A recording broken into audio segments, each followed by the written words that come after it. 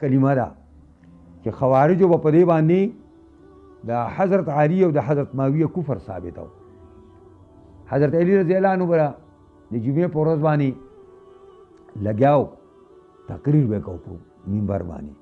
خوارج به ناستو غوټې غوټې ګیرې غوټې غوټې او دا برید به پاک خریلو او دا شونډې به په مخه باندې به ذکر کو سبحان الله سبحان الله سبحان الله دا به او علي صاحب به تقریر کوونه یو به دا ګوټ نه آواز وکړ ان الحكم الا لله او بل به دا غځېدل ان الحكم الا لله بل به دا غځېدل ان الحكم الا لله. فیصله خو به د الله کوي او تا ابو موسی اشعري مشر کړی و او بل عمرو بن العاص مشر کړی و، دواړه کافر یې ان الحكم الا لله. نو حضرت علی به فرمایل چې کلمت حق اريد بها الباطل.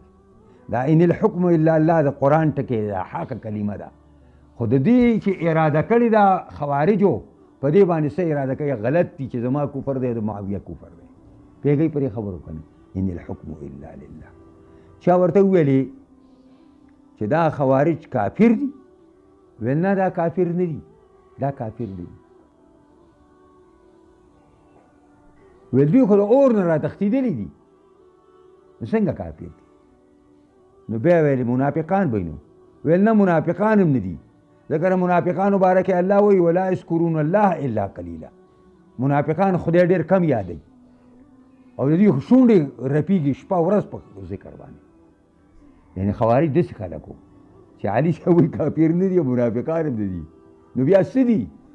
وایي اخواننا بغوا علینا، زمونږ رونه دي خو په مونږ باندې زیاتې کوي، ظلم را باندې کوي.